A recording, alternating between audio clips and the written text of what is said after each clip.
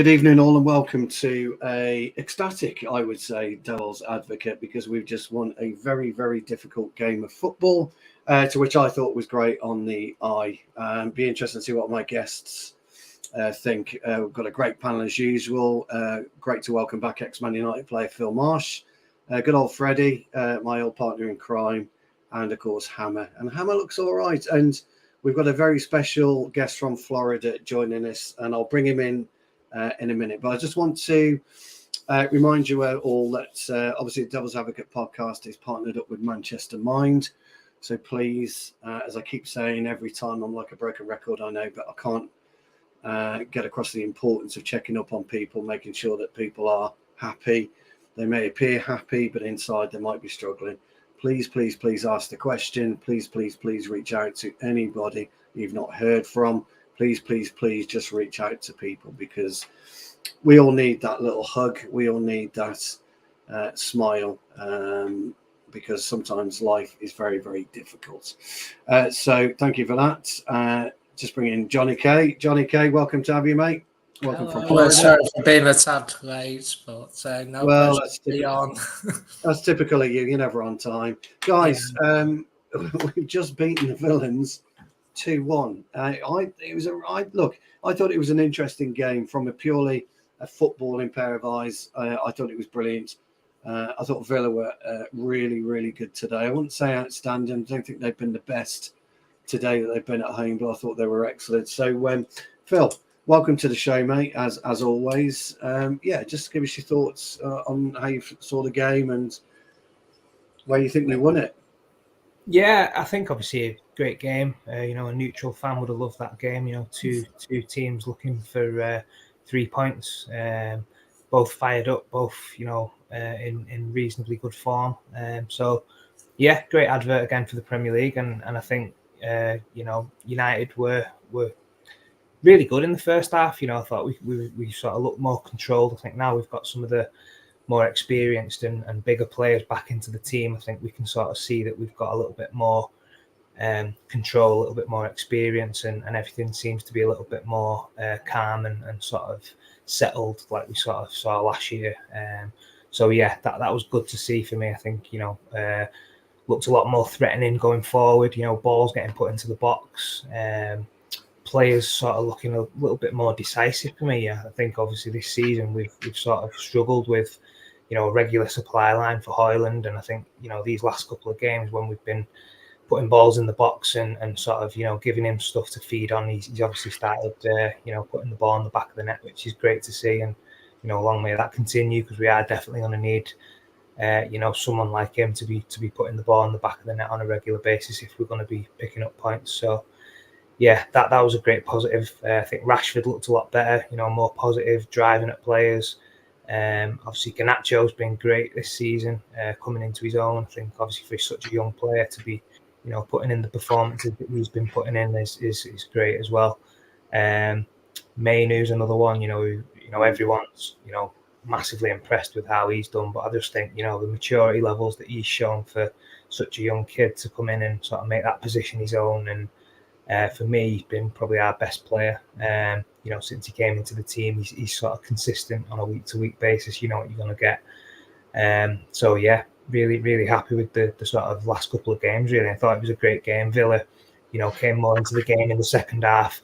We sort of was under the cosh a little bit and sort of was playing a little bit of a edgy game, playing some unnecessary passes at the back and not sort of clearing our lines and sort of inviting pressure. And to be fair to Villa, they probably deserved an equaliser, and they obviously got that. And I thought it was great that we shown that bit of character and a bit of bit of team spirit to sort of come back into the game and get a winner and then see the game out, which we haven't been able to do for a very long time. So I think that again epitomises the experienced players coming back into the squad and just being able to see a game out and get over the line, albeit it wasn't very, pretty at times in the second half. No, I totally agree. I'll come back to you in a bit, because I want to get your opinion on Højlund as a striker. Bit of Ruud van Nistelrooy in it for me today. I thought his attributes were showing. Freddie, Phil's made a great point about our defensive play in the first half and certainly in the second half. our lack of being able to control the delivery from the back. When Luis scored and he started to do that shimmer, I mean, crikey, if I was on that pitch, he'd have marked his card big time. For me, you just don't go doing that. I think I might have walked past him and accidentally brushed him with my knee, and then claimed he fell into me because it just wound me up. But yeah, Phil made a point about us, and we do have an inability, I think, to play that from the back. I don't think we're great. I don't think we're comfortable. What's your thoughts on that, and what's your thoughts on the overall game? I think if you did scrape him with your knee, the referee would have probably given you a red going by the Casemiro and Cash incident. So you would have been careful to get away with one of those. Yes. I think it was good. Inevitably, when Martinez doesn't play, you see a big drop off in that aspect of the game. It was interesting to see Maguire start on the left. I thought, particularly as Ten Hag said that he's weak there, and he's been playing on the right hand side most of the season when he has played there. And I thought he was doing good. I thought he was certainly in the first half. He was playing vertical passes as soon as he got the ball. It's not as good as Martinez. I think Ten Hag's or the style of play that we've got favours the left footer in that position. But first half, I think we saw a pattern of play in that regard. And I think having someone like Kobe Mainoo and Casemiro come back as well, they're not shy to take the ball on the half turn. They're not shy to sort of drop deeper and offer their services to the defence and progress the ball there themselves. So it's certainly beneficial that those types of players being in the squad. I think second half was a little bit different. When Shaw went off, there was a lot of sideways passing. I think Lindelof was a bit unfortunate. He was put in a pretty difficult position by Niall and Maguire a few times. So I think eventually we adapted and realised that, certainly when Diaby came on, they're just going to close us down, and it led to a few chances. So we were switching and we were going a bit more direct. I want to talk to you about Lindelof at left back, because we all know that he's, has played on many occasions at right back for Sweden. What do you think Ten Hag's decision-making process was to not move Dalot across to left back, where, although he's not a natural left back, he's more of a natural player in that position than Lindelof? I thought it was a bit of a surprise, personally, but we've seen him do it before, though. We've seen Ten Hag do this before. We have. I think personally, it was the right move not to move Dalot. I think Dalot was having a very good game. He was containing, he did his best containing Ramsey. A lot of the time, Moreno, Ramsey were doubling up on him in the first half. But sometimes if you do shift your defence too much, it can alter the sort of shape of the team. And Lindelof is just he's just cover, isn't he? We haven't got another left back, so I think he did a job there. Fortunately, we didn't sort of concede from that side. I know the ball came in for Douglas Luiz, but that wasn't a consequence of Lindelof. As a sort of stopgap, it can work, but going forward, I would be surprised if we see Lindelof start there. We might see Amrabat start there. Hopefully, Shaw's injury is just a light knock. I didn't really see any indication of him being injured in the first half, so interested to see what happens on the back of that. But yeah, look, one thing it does adds a bit of aerial stability. I think in the air today we were superb, certainly Maguire, and that was indicative of the first goal. My only question was why we kept going short on corners when we were winning everything in the air, and they were putting Kamara on Maguire and couldn't really defend against us in the attacking respect, which is a rarity to say from our attacking side. So yeah, lots of positives to take away. Hopefully Shaw's just a light knock and he'll be available for next week. My understanding is it's a precaution. We shall see. Big precaution for me, because I think you're right. The whole balance of the team shifted terribly. We were totally unbalanced. It was amazing to see, actually. Great points, well made as usual, Freddie. Thank you for that. Hammer, welcome. You're looking rather sophisticated, buddy. I had to do a double take when I saw you, but you're looking well. I don't know how I should take that. No. If it's from me, Phil and I not. Phil, John and I not. If it's from me, it's a definite compliment. I mean, you know me well enough by now, pal. You know me well enough by now. Freddie and Phil are both talking about the imbalance, certainly when Shaw's gone off, and the overall game as a whole.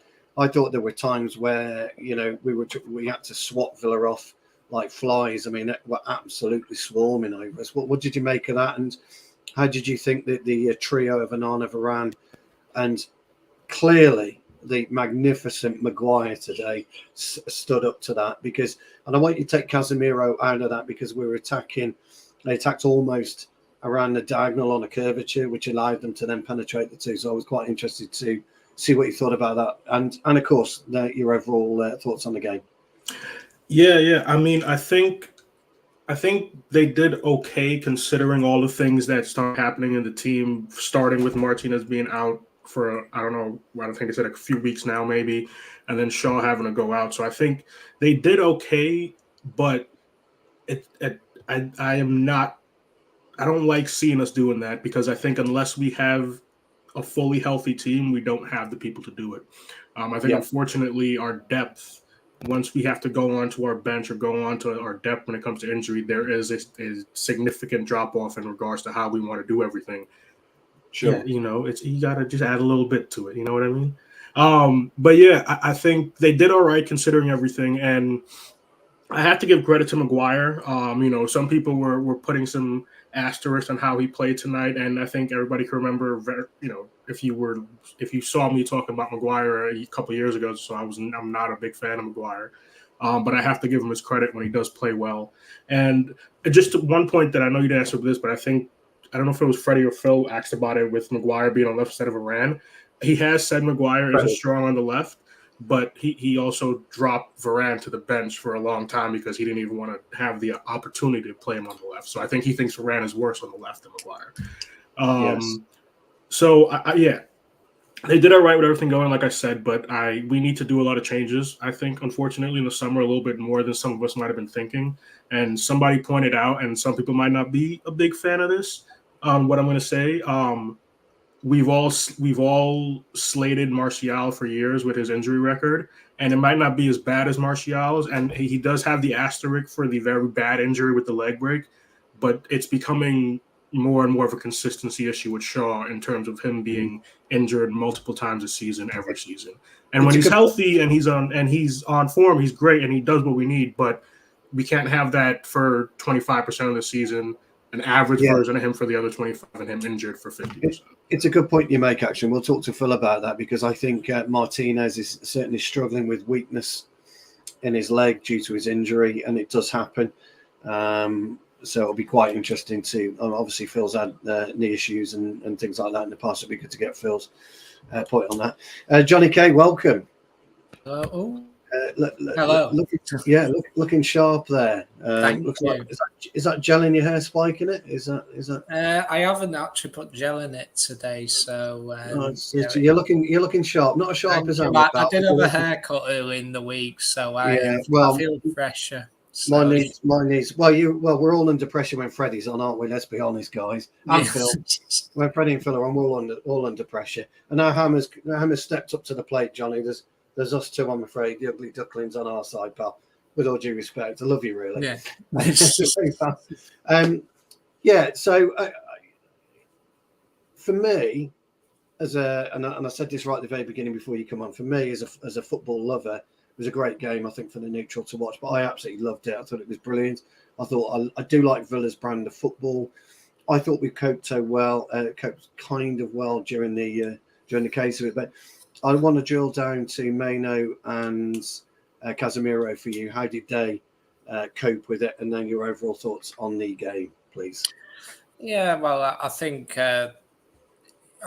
you can see over the last few games that we've had a bit more control in midfield since Casemiro's come back and Mainu came out. As we know, Mainu's, he's got all the attributes to be the star of the future, and hopefully if he keeps his head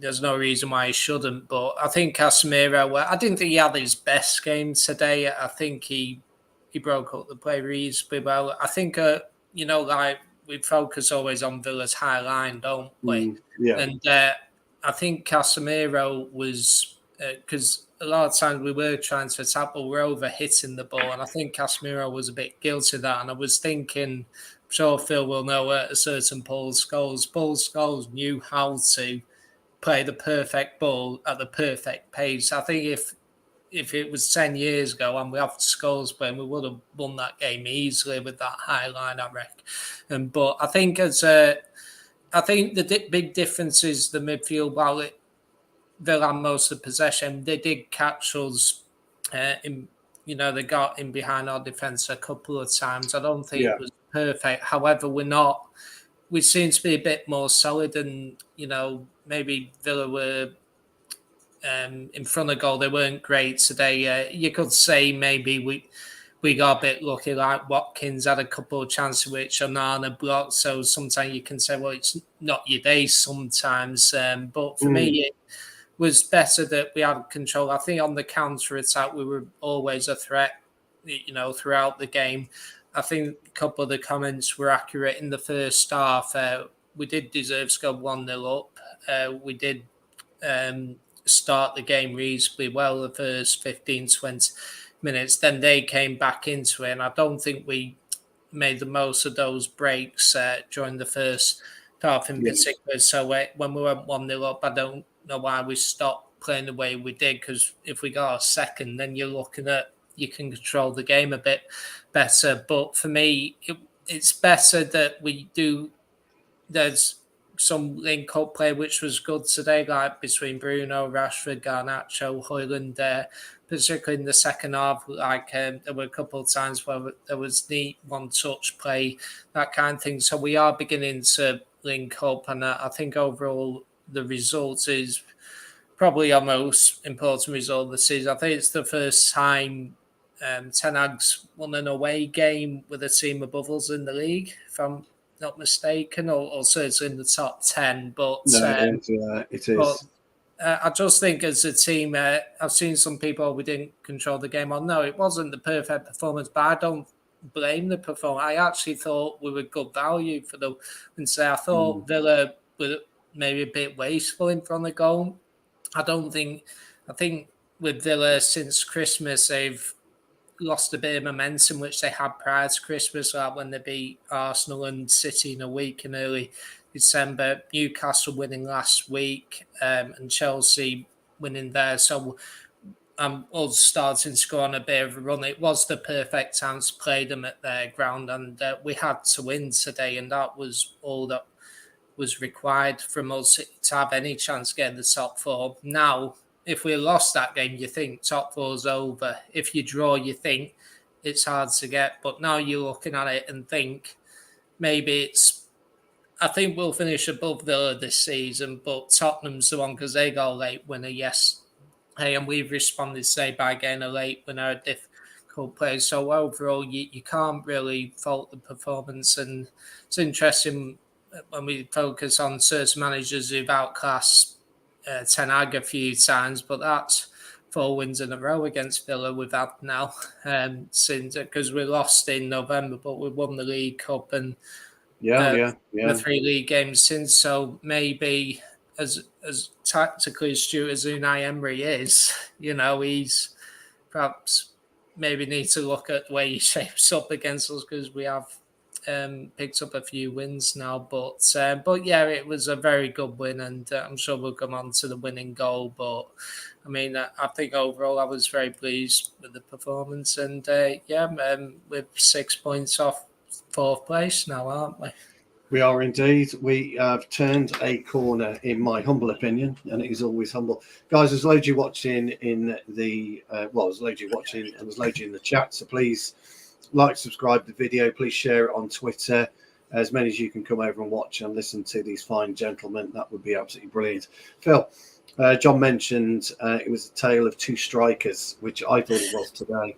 I thought Watkins was quite wasteful, which is unlike Watkins. He's more of a calmer finisher than that.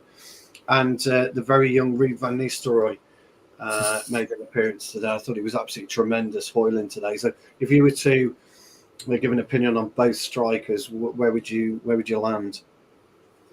Yeah, I mean, I really like Ollie Watkins. I think today, as you said, he wasn't as clinical as he normally is. I think he had a couple of good chances where he's probably, if he looks at them, he'll probably know he should do better. Give credit to the goalkeeper, especially the first one. He's come out and made himself quite big.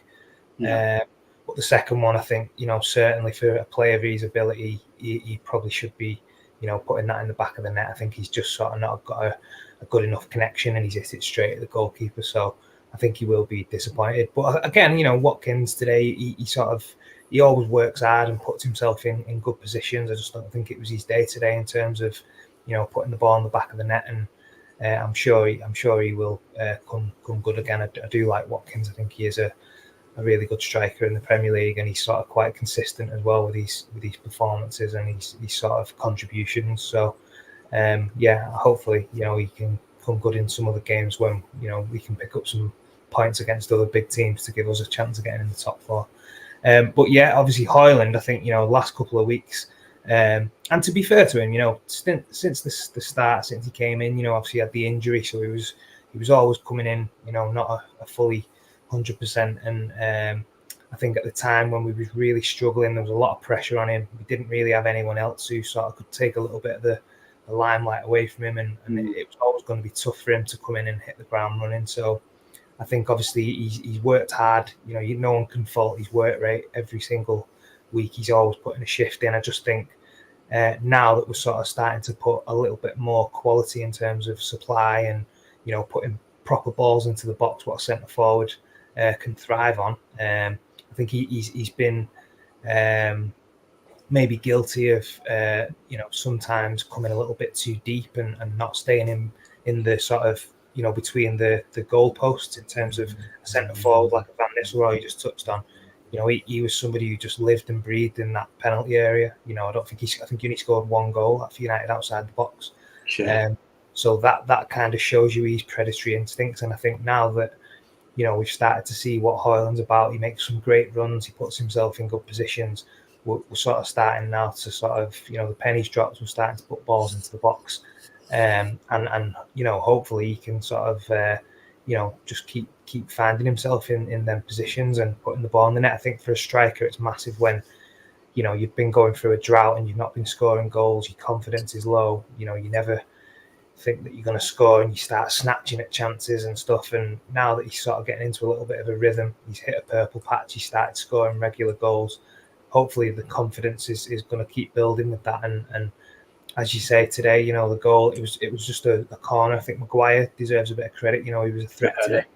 I think every ball that we put in, he sort of won the first ball. It wasn't always a clean header, but someone who's going to win a header, that you're putting yourself in a position where it can drop. And I think that was a great sort of striker's predatory instinct, just being in front of the ball, in front of the box, and a good finish. So yeah, I think obviously there's still a long way to go in terms of if we're comparing him with Ruud van Nistelrooy, but we've seen little glimpses of that, and hopefully as time goes on and we start getting some more players into the team who can actually deliver and put balls into the box on a regular basis. And I think with that, I have been watching Højlund, and I do feel for him in certain games where he's making runs and people are chopping back and cutting inside. And as a centre forward, you want to just make you run and know that ball's coming into the box. And I think we've been guilty of certainly over the last few months of not putting balls into the box and making defenders defend it and trying to play too intricate and cutting inside and chopping and this, that, and the other. And I get it, but as a centre forward, you want to know I'm making a run, I'm trying to get across the near post, the ball's going to come and get delivered into the box. And for him, I think he's sort of not had that, and it probably does get to a point where he's made 5 or 6 runs, ball's not come in, and then when the ball does eventually come in, he's probably on his heels a little bit because he's so fed up of making kind of runs that he's been used to and the ball not coming in. So I'm hopeful that we can sort of start seeing a bit more continuity and a bit more sort of consistency now with players recognising what Højlund's game's about and delivering balls into the box and giving him the chance to sort of score goals. Yeah, look, I totally agree. I thought I've been calling on Højlund to play the 6-yard box for months, as you well know, Phil. What I saw today was a maturity. I've noticed it on the last couple of weeks. I was asked on a show a couple of weeks ago why I felt Højlund was struggling, and I kind of pointed out the actual momentum and the speed differential between himself, Garnacho, and Rashford. Rashford and Garnacho are just that little bit quicker. So he doesn't know when to stick or twist, so to speak. He's either arriving, as you say, way too early or way too late because he wasn't able to calculate the pace difference between him and the two wings. I think he's kind of got that under control now. There seems to be more unison when they're running together, when they're attacking together. They're not completely in line, but they're almost in line. It's allowing Højlund to make that run, as you well know, Phil. As soon as he, whether it's Rashford or Garnacho, as soon as that leg goes, you've got to be on your toes ready, because as soon as that ball's in, you've got to be there to meet it. And I think today was a great example of noticing and watching what Maguire had done on 2 previous corners and decided, right, I'm going to take a gamble. When he kind of almost stood there like a tree, and I coach it all the time, stand and then move quickly, stand, move. And he did. He just backed up that little 2-3 millimeters. I can't remember whether it was Longley, was in front of him or behind him, but they didn't react quick enough, and he just pokes it home. Martinez couldn't set himself. It was almost impossible for Martinez. It was a lovely sweep of a strike as well, wasn't it? As the ball came, it was just a lovely sweep. So that was brilliant to see, and that's why I kind of likened him to a little bit about Ruud, because Ruud would have that knowledge, that nous, and that know-how, what to do, where to be, and how to do it. So it was really. I think quickly, just to make a point as well in terms of why I think Højlund's probably not been doing that a lot more is because I think a lot of people have looked at the stats and how many touches and stuff he gets in a game. I think so naturally as a centre forward and as a striker, if you're just making runs and not getting balls put into the box and you're not really getting much service and you sort of not, contributing in your head in the game, you naturally start to drop deeper to try and just get a touch of the ball, just get it in and set one. I think because we haven't really sort of played that well this year and we haven't really had that, consistency in the performances. And for a centre forward, obviously, Ruud van Nistelrooy, every single game he knew, Beckham's whipping balls in, Giggs is getting around the outside, and the supply of Scholes is dropping balls on a sixpence over the top. So in his head, he's thinking, I don't really need to drop deep. I just need to make sure I'm in the right positions. I'm giving myself a chance to, get in a position where I can score. And, 9 times out of 10 for Ruud, that happened because the players around him were so good. And I think, obviously, comparison to now and where we are as a team, obviously, Højlund, he's probably thinking in his head subconsciously, I don't want to just stand up here, look like I'm not doing anything and be making runs, not having any, contributions. So I think gradually and naturally as a centre forward, you do sort of tend to drop in and try and get a feel of the ball and just try and stay involved. So I think now, hopefully, that we're starting to see more balls go into the box, and Garnacho sort of, the pennies drop with him that he can get on the outside and just flash balls in. Hopefully, we can start seeing a more, predatory striker, which I think Højlund will be eventually if he can just keep, persisting with them runs. No, I tend to agree. I mean, famously highlighted, was it last season or season before, when Lukaku had 9 touches in a game? Everybody went nuts. He didn't score, though, did he, on that occasion? If he'd scored, we'd have been all right, but he didn't. So, Freddie, brilliant, by the way, that Phil. Any young strikers out there listening, take note. Freddie, I've got to bring you over to Casemiro, pal, really, because he's had this ghost yellow card again, what I call a ghost yellow card, because, quite frankly, Matty Cash could have got a 9 or a 10 out of 10 for that dive, couldn't he? I mean, it was absolute disgrace, really. But I did like his look, a look I've given the referee on many occasions. What, me? And I thought he got away with a bit. How much do you think it's starting to affect Casemiro's overall play now? Because it will affect him. Did you see the way he couldn't absolutely believe what had gone on? He was almost in tears, wasn't he, when the ref. So what was your thoughts on that? How do you think Casemiro played today, and what's his game plan got to be moving forward? I think it's very telling from a player's reaction, and you can tell you can sort of separate when it's a genuine lack of a touch. Just going by the reaction, I think this was a circumstance when he obviously went over the top. He was pleading with the linesman, but the referee was having none of it. And I think the problem is it sets the tone of the game. I think it was mid first half, And then you just have to brandish the yellows for likewise tackles throughout the game. So it was a very silly card. Cash actually, on another day he could have been booked for simulation. Then he got another yellow card, and it could have been a different end, an easier end of the game. Exactly. Can I just interrupt?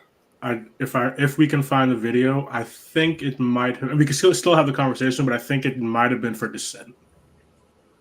Just for raising the fucking, because they showed like a 2-second replay, and at the end of it, you saw Casemiro turn around and go like that because he dove. And as soon as you did push the yellow card, I think they did give it to you. All right. So yeah, look, I think it is going to impact his game. I think it has. He's had to adapt his game just from last year, from the couple of reds he received. He's a front foot player. He's no nonsense. Most of the times he does win the ball. He's pretty good with his timing and his sort of cutting out channel passes. I think that was indicative of the last game. I think he made a good tackle and Højlund scored the brilliant goal as a result of it against West Ham. But I think he is having to sort of second thought it now. It's a different from when he was in La Liga. He probably is more likely to get a card here. The refereeing's, the standards. We could talk about that on a different video. But no, he's having to adapt his game, no doubt about that. But I think we're a better team with him, nonetheless. He offers balance. Mainy's playing, looking. Well, the midfield's just looking better as a result.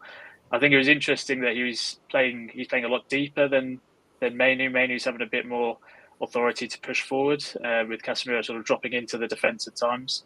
And back end of last year, it was Casemiro was the one pushing up. He was getting a few goals, certainly at the latter half of the season. So he's having to adapt his game. I think Ten Hag he's still trying to find that balance in midfield in terms of roles and responsibilities. Certainly with the breakthrough of Mainy this season as well. But the three midfielders that we played today are certainly our best three. We just have to hope now that they are fit between now and the end of the season, and we're in for a good shot of getting top four or that fifth place to get Champions League. So, good performance, but just hope they don't get injured. I think, Freddie, you kind of took the words out of my mouth, really, because the way that I view him, the way that Casemiro is playing at the moment is the way that he's having to play. He's having to play well within himself. He was never a reckless player anyway. When you look at who he played with at Real Madrid, when you got the Crooner and you got Modric around him, you didn't need to become reckless. You were their bodyguard. He doesn't really. He's obviously Mayno's bodyguard at the moment, but we do need that more expressive Casemiro that we know that we've got. Because I think he didn't score about 3 or 4 vital goals for us at the end of last season. We are going to need him. So it'll be interesting to see what he does do and how he can maybe adapt his game a little bit more to trying to ward off a potential ban. He made a difference last year when he was banned, as we all know. This year it's taken him a long time to kind of get into some kind of form, and I think he's slowly but surely getting to the Casemiro that we know. So it'll certainly be interesting to see what happens. Just a quick question here from Trevor. What do I think of Garnacho's hair colour? I think you know, Trev. I think you know. Hammer, Professor, we have got to talk about the magnificence of Big Maguire. And you're the only one I can go to with Mr. Maguire. Wax lyrical for me. Come on. Let's hear it. Well, I'll wax lyrically, but I'll also put a slight caveat on it because, like I said, I've always been. Well, the only thing I'll point out is that he does. We seem at the moment to be playing a little more to his strengths, which is fine. But yes, he does seem to be playing at a level that was probably close to where he was at his best in his time being at United so far. And I know a lot of his time at United was also marred with all the different issues that we've had. But I have to give him his credit. And as a center back, he is. I saw somebody comment he was what word did he use? A colossal in the air today. Absolute colossus. except for those moments where we get a little try to get too cute, like we mentioned before, playing out from the back. He seems to be a little more calm and in control, unlike some of the stuff that we've seen in the past. So I have to give him credit for that. But the other part that I'll give him credit for isn't necessarily 100% on his defense. I guess he's had it, and we just didn't see it, or I didn't notice it as much.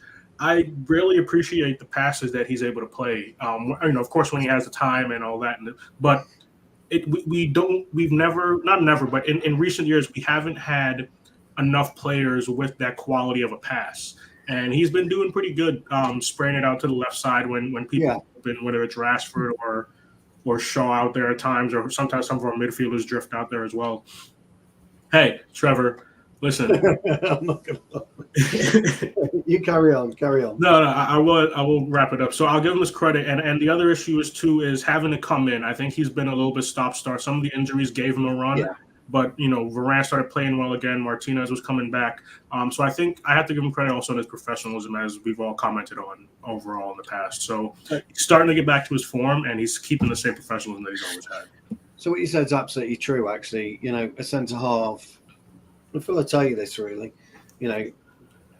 and for me as a centre-half, if I'm playing against someone like Phil, it feels short and nippy. I'm not interested. I'm not going to like it. So I'm just going to grab him. I'm going to hold him. He's going to get free kick after free kick after free kick. And he's just going to play on my weaknesses all the time. Watkins is a funny one, isn't he, Phil? He's quite big. He's quite gangly. And he can do a mixture of holding the ball up. So Maguire can fight with him. And Maguire loves to fight with a defender. But he's also a little bit nippy and he can get in. I think if he toe-poked that second chance, well, he would have scored. But he tried to go for the connection, didn't he? But I think you're right, Hammer, and I think a lot of fans kind of misunderstand and misinterpret what the role of a centre-half is. And the role of a centre-half is we're very analog people. We really are. We're just point and shoot people. That's it. That's what you get with us. And a good centre-half like Maguire, if he's got somebody big and strong and powerful, bang, he loves it all day long. He'll chew it up. But if you've got a Messi up against him, he doesn't want to know. He's not quick. He can't turn quickly. And this is why I think we are starting to play to his strengths now. I think, Ten Hag has recognised how we need to be and how we need to play. Having Varane or Martinez alongside him, having Shaw alongside him, has really helped him. But so's Onana. Look, we've had issues with Onana this season. I think Phil mentioned right at the very beginning in his opening statement. And so did Freddie, that Onana's looking a lot more comfortable. And I think he is. Need to make a couple of good saves. He stands up big, doesn't he? And I think you're right. If we're going to play out from the back, we need to remove Maguire out of that playing out from the back scenario. But as a defender today, I thought he was great. I also thought he should have scored, by the way. I thought he had a good header, and I thought he should have scored. So no, you're absolutely right. There's a good point that you make there, Hammer.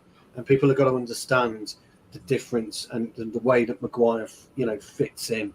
If he was in part of a brick wall, he would be in the middle. He would be the linchpin, the pillar, and that's how it is. Johnny K. Yes. Got to give you Bruno, haven't we? Where do you go with Bruno, guys? I mean, look, he had an okay game for the parts that I saw of him today. The parts I didn't, I was quite surprised. I mean, Johnny, people will probably get at me because people will say Bruno had a great game, but I mean, you're all got the same facial expression as I have. I think you're a bit confused still about to where he is. So, Johnny, what do you think? Well, you used the term tipsy the other week. Yes. So I think, I think overall he had a good game. I just think that he's created 2 goals from corners recently at Wolves and now today, hasn't he? So that's one thing that's begun to change. I think the interesting thing, the way I look at it, is that while same with Rashford today, I think that some of the individual performances aren't particularly great, but you can see that the team is starting to click. So while someone might not have the best game, but as a team we look a threat. And I think with Bruno, when you look back at the Wolves game, first half he was excellent, but then at times he played the wrong ball and that kind of thing will overhit it. So for me, I think with Bruno, it was a mixture because he did put the ball in. He found Maguire's header a couple of times. There was one in the second half where he put a good ball into the box and Maguire didn't quite get on it. He perhaps should have backed himself a bit more. So I think that's the one I think he should have buried. Yeah, and I think his set piece is improving a little bit, and I think we are starting to get a couple of goals from corners and that. But for me, I think you can still want a bit more from him because he is the captain. I have noticed that perhaps he's not been as guilty of giving the ball away as often as he was before. I think there's been a couple of times in games recently where perhaps Casemiro's been more guilty of giving the ball away and Bruno's been the one to say, look, calm down, which is usually unusual for him. So for me, at times you did notice him, at times you didn't notice him. So I don't know whether that's a good or a bad thing. But overall, I think he did impact the result. He did put some good balls into the box. I agree with the comment before that, I don't know why we started going short on corners because in the first half we shot Maguire and Bruno, even though they're out. I'm not the biggest fan of outswing corners, but we're putting it into the box and Maguire was winning them and obviously we got a goal from it. So for me, we got to learn to put more direct in the box and we'll score a lot more goals. I think there's no coincidence that why we've been so bad from corners is that because we always seem to go short, you're not going to get as many goals or chances then. So for me, he did well today, Bruno. Like I say, at times he can do better, but at time he wasn't terrible either. So I think he was that in between. He had a decent game, but yeah, I think as a team we are beginning to click, and I think Bruno and the front three in particular are starting to make runs, the intricate plays, which I know it's between him and Rashford and Højlund and Garnacho is improving game to game. So for me, I think overall that's been a bit of a change in the last couple of weeks or so. But yeah. No, I tend to agree. I think we've grown as a team. I think our strongest 11 is what we've got currently. Maybe Wan-Bissaka comes in for Dalot, but actually, Freddie's right. Dalot had a cracking game today. I hate to say it, it annoys me, but 2 or 3 really great. Somebody gave him some defense attributes, and it seemed to be working. That's what's happened with Dalot. Well, I've been at Carrington for a couple of weeks. Phil see me down. Hey, can I just say, you mentioned earlier at the very beginning, should we move Dalot to the left and switch to Lindelof? We wouldn't have scored the winner if he did, because Lindelof would have put that across in. Yeah, Dalot's good. We've got to talk about the winning goal before we go into. Look, I tweeted it was a magnificent header. It was an absolute magnificent header, but made by Mino and a lovely little bit of skill. Took the ball wonderfully well, popped it around between his legs, dropped the ball off, and it was a wonderful, wonderful move. But Phil, just talk to us about getting in front of a centre half, because McTominay, again, he stood there, didn't he? Just stood still and then made that run. But it's before he made the run, he popped his arm out. Cash was asleep, potentially. Well, maybe he wasn't expecting a cross, I don't know. But talk about how difficult of a technique that header was, because I thought it was a brilliant goal. Yeah, no, it was a great goal. I think, first and foremost, it was good play, and it was a great ball into the box. I think that, as a centre forward or as an attacking midfielder, when you see a ball that's floated in like that, so inviting, always makes it more easier to sort of go and attack it when you can see the flight of the ball. But I think McTominay's got a good knack of sort of doing that. He puts himself in good positions, and he's our top scorer this year. So he's not doing that by luck or by surprise. He's naturally quite good at putting himself in positions where he can sort of go and attack it, and he is quite good in there. I think he's scored quite a lot of headers as well this year, which is maybe surprising to some people, but for me, he's sort of always been that player who wants to get on the end of a ball and will sort of use his body to sort of, block the defender. And it's massive, as you go into jump up for the ball, putting that arm out and just to block that defender from getting an arm across or putting you off balance is a massive part of, going into a sort of aerial duel and trying to win the ball and get to it first. So, yeah, it was a great run, and a great header. I think obviously the pace was on the cross and he just met it really well, and no chance for the goalkeeper from that close. It's interesting, really, because you're absolutely right, the pace on that cross, but he absolutely put some power in that header as well. Now, a lot of people would look at that and say, oh, the pace in the cross won it, but it wasn't. The pace in the cross was perfect. Holding off Cash, I mean, really, Cash had got two options, hadn't he, really? He could have dived in ahead of McTominay and just said, I fell, and chanced his arm on a pen, or he could have gone in the back of him and used his shoulder, but he wouldn't have been able to get a true shoulder barge on him. That's what he needed to do. But McTominay, as you quite rightly say, as he's watching the ball, his peripheral vision's got hold of or just brushed Cash out. Now he's coming like that, hasn't he, with an absolute perler of a header. I mean, he really met it well. Martinez had no chance with that, did he? No. I think sometimes it's weird because depending on the type of cross and sort of where it is into relation to the goal, I think, sometimes you don't really need to get that much of a connection. It's just more about guiding it. Whereas I think that one, because he could see it coming all the way and he knows that he's got Cash in a position where, he's not going to get across him. I think it was perfect, and he could literally put his head straight through it. And as you say, it was a great connection, great goal, and a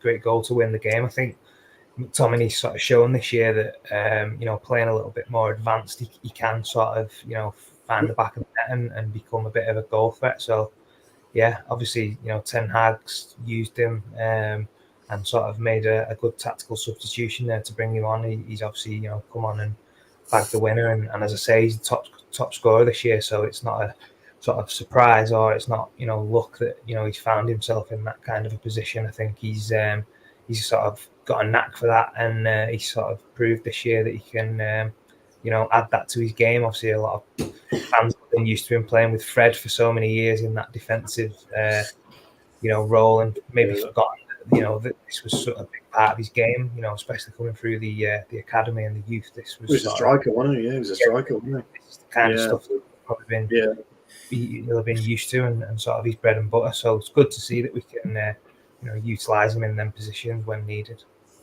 I think Ten Hag's found his role. Freddie, I don't know what you think. He's clearly not a starter anymore. He's going to go into that Solskjaer kind of, if you remember the days of David Fairclough, that type of player, but as equally as important as a starting player, as a starting 11 player.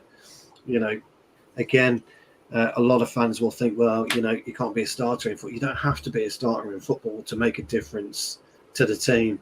And he's made that difference again. I thought it was Højlund at first. So did I.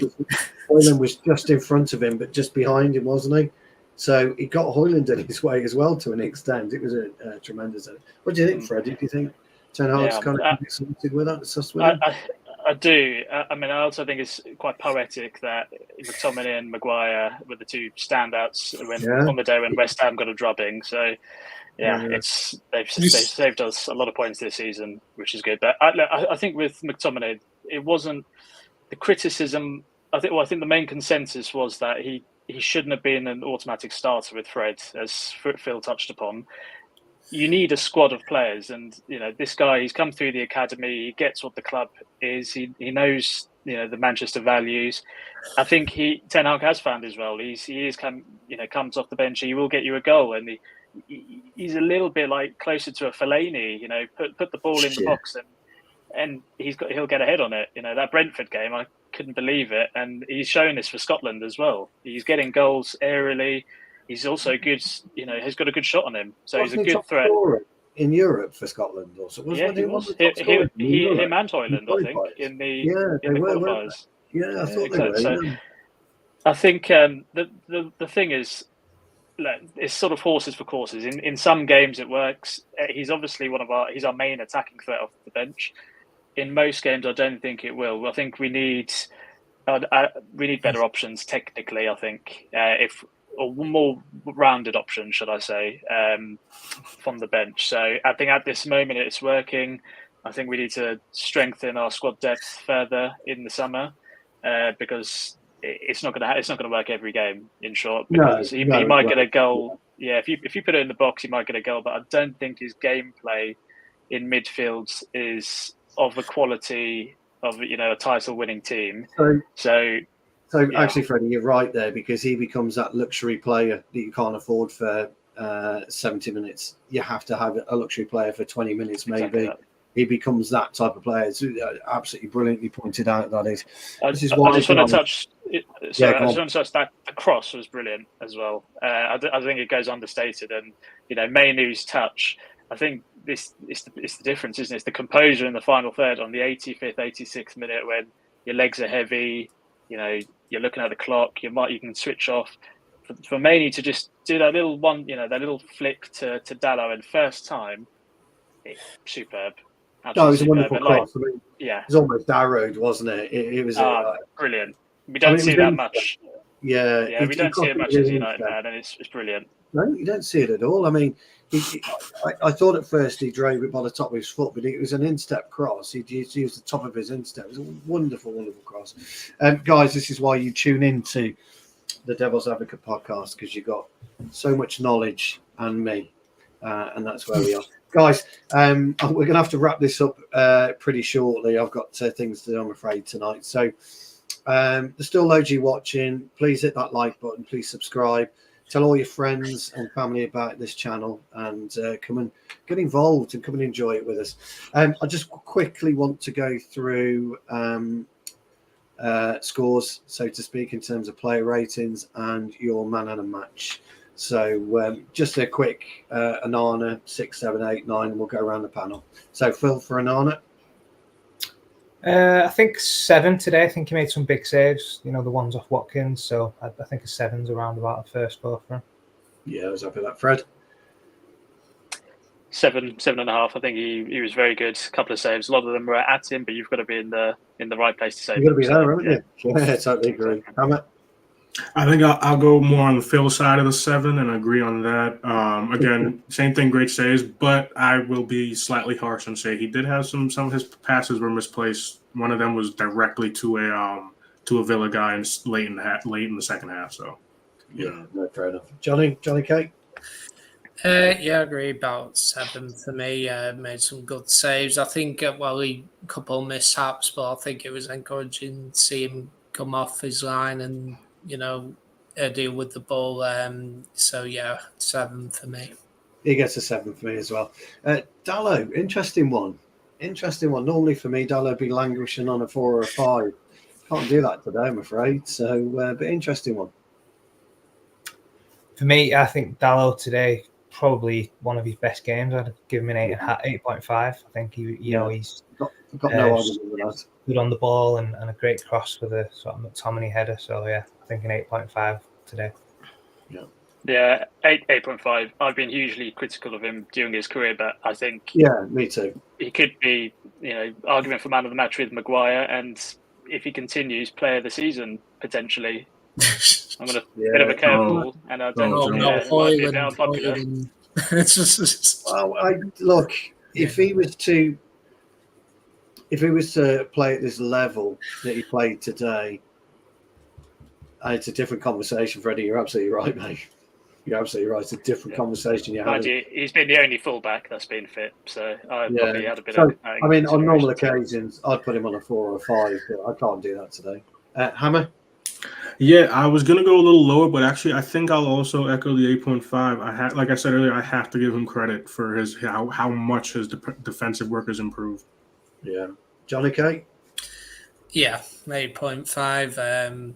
Yeah, but that ball, I think I would have given him maybe a 7 if. Oh, is that harsh? No, but until he crossed that ball. I mean, that ball into the box is worthy of a 1.5, I think. I don't think he'll find a bear cross in his life than that. Dallo's sliding tackles. Yeah, but it was a fantastic Yeah. ball into the box. That alone, for me, was probably my man of the match just for that, I think. Well, no, the colossal I- Harry Maguire. Can I just say, I'd like to see the speed stats of the players because he's rapid, Dallo. I think Yeah. his sort of recovery runs are really sort of he's up them No, that's recently. what- Do y'all remember Yeah. earlier, right in the beginning of the game, when they got in a counter and Garnacho wasn't able to catch him, and Dallo was the one that caught him and made that slide tackle? Yeah. I think Dello didn't make a clearance off the line, if I remember Did he? rightly. I think he did. I think it. I can't remember. No, it came off. It wasn't on the line. It came off around. It was in front. It was in front of Anana. Okay. Right. Well, he stopped it, so that's. He stopped it. Yeah. Obviously, we're giving the colossal Harry Maguire a 10, so we'll move on from that. He gets a 10 from me. Come on, H. Come on, H. Absolute monster, man. Of the You match. never give out 10s, Stu. Big H. Big H. He gets it. Colossal today. Colossal. 9.99999. Phil, what do you think about Big Harry? I'm not going to go that high. I think a Oh, he's gonna 7.5 maybe 7.5. I think he had a very good game. It was very he was a threat in the opposition box off set pieces. So I think I'll give him a 7.5. He obviously got the assist for Hoyland, so I think 7.5 is pretty fair for today. Look, 10 for me, my man of the match. Freddie. I'll give him an 8. Although it was him and Dallo were the two best. What the hell's going on here? Jesus. Come on. Stu, you're not going to love mine either because I'm going to go with Freddie here on the 8 as well. I give him credit for the assist. It was a good knockdown, and it comes back to just football intelligence. It was a smart thing to do instead of trying to, he was falling backwards, just trying to go for goal. He kept it in play. Come on, Johnny K. Come on, don't let me down. 8.4. Oh, I gave Dallo 8.5. But no, he was brilliant, Stu. He got the assist for the first goal, and I think I love some of his tackles today. Absolutely brilliant, and he was there, and I can't fault his performance. So I'll give him that. Well, as it's my show, and I have the final say. Big H gets it. Man of the match. Phil, Casemiro. It's a bit tricky one, I think, this one. Casemiro today. Tough one to score, I think. Yeah, I think, he didn't have his best game by any stretch, but I think his experience and sort of just him being back in the squad has had a knock-on effect for certain players. So I'm just going to give him a 7. I think it was a pretty, solid game, really. I don't think he did anything necessarily massively wrong, but I think he's just sort of starting to find his feet again. So hopefully we'll start seeing, some better performances in terms of on the ball. I think sort of, you know what you're going to get from him off the ball in terms of his experience and reading the game. But yeah, just, a 7's probably about fair for today, I'd say. Yeah, I forgot to do Varane, Freddie, so you can do Varane. Don't know why I forgot him.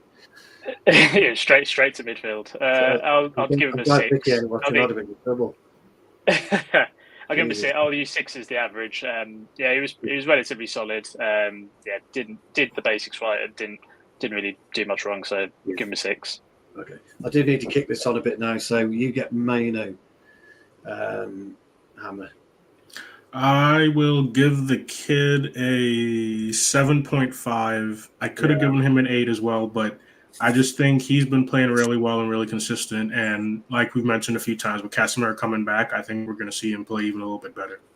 So that leaves Bruno for Johnny K. What a tough one. What a tough one.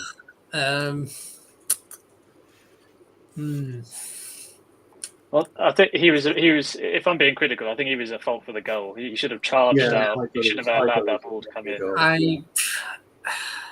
If that has any bearing on you, John. 6.5 maybe. I think that's a fair one. I think he's a cross between that and the 7. I'm not sure because he did put some good balls into the box.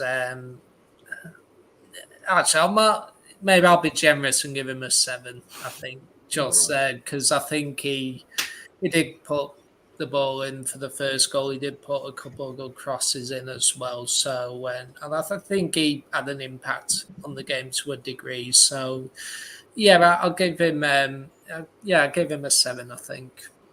All right. Trev, the mighty Tipton Town didn't play this weekend, so but apparently we're back in action next week, somewhere in, I don't know, Droitwich or somewhere like that. I don't know.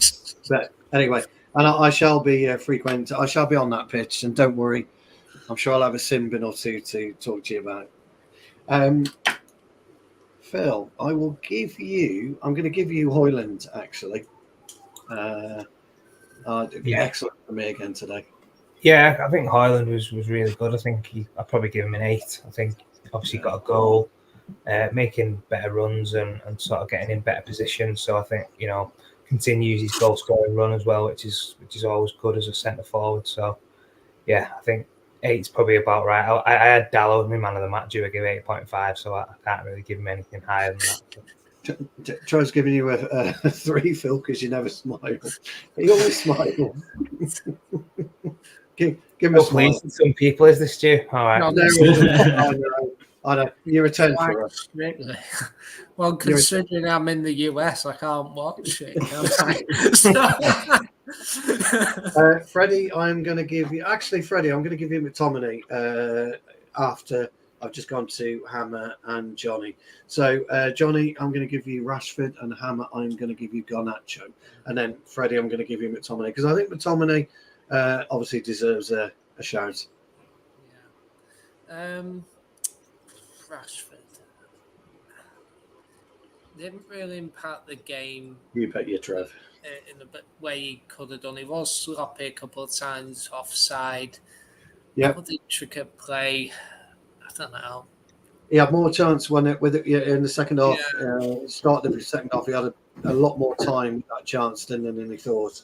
I mean, the average is 6, so I don't think he was terrible, but I think he's one of them, he could have done a bit more. So I think 6 generous, or about right. I'll probably give him a 6, I think. 6 is okay. I think a 6 or a 7 for Rashford would have been okay. Yeah, I'll give him about 6 then. So I think he did well, but he could have done a bit more, I think. So. Yeah, fair enough. Hammer, what's your thoughts on Garnacho?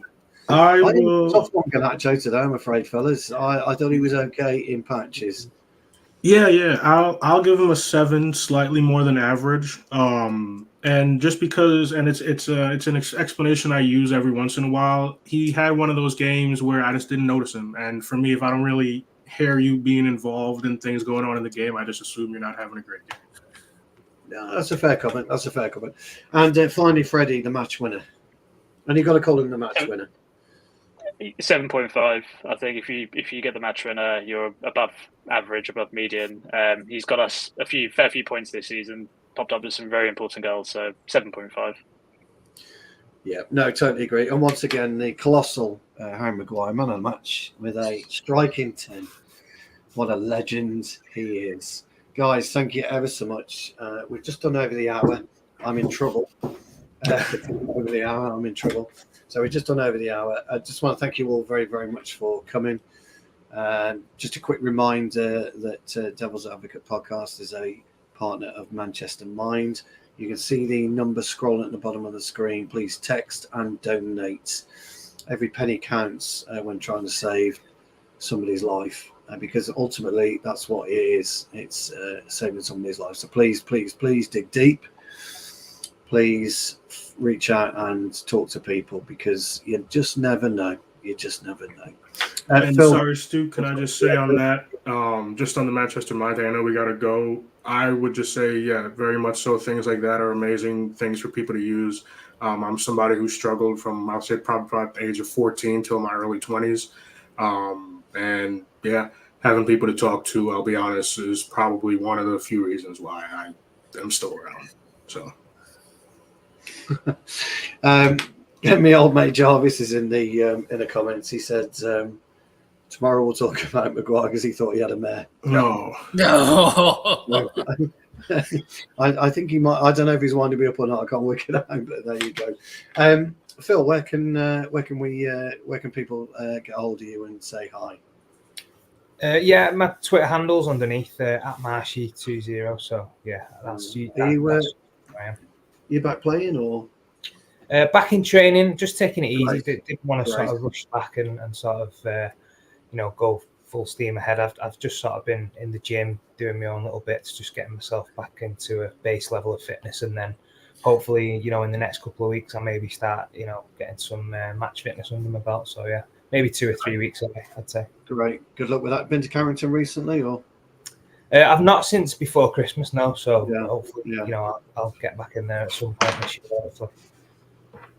Yeah, superb. And Freddie, where can people see you, get hold of you? Twitter handles below as well, and yep, you'll see me on the channel doing match reactions most weeks. Lovely. Hammett? Yeah. I'm mostly on Twitter, Hama United. You can always catch me there. And just as another mental health thing, I know I've been slacking on episodes, but I do have a podcast called Mental Strength Motivation. If anybody needs some stuff to listen to as well, it's on all podcast outlets. Jarvis is not kidding. He's going to tell me all about it tomorrow night. Oh, so, jeez. crikey.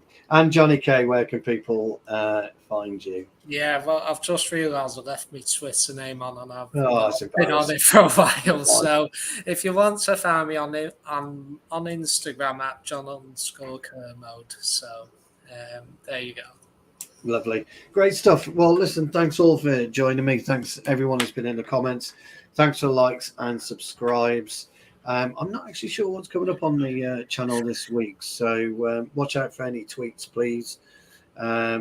And then obviously we'll be back for the match reaction at some point. Do we play Saturday or Sunday? Actually, Luton Sunday, isn't it? Sunday. Well, there'll be a preview for Luton. Well, yeah, there'll be a Luton preview and a match reaction. I don't know who's hosting yet, but we will keep you in the loop. But guys, thanks once again. Let me just get everything up, and we will see you shortly. Take care. Bye. Bye.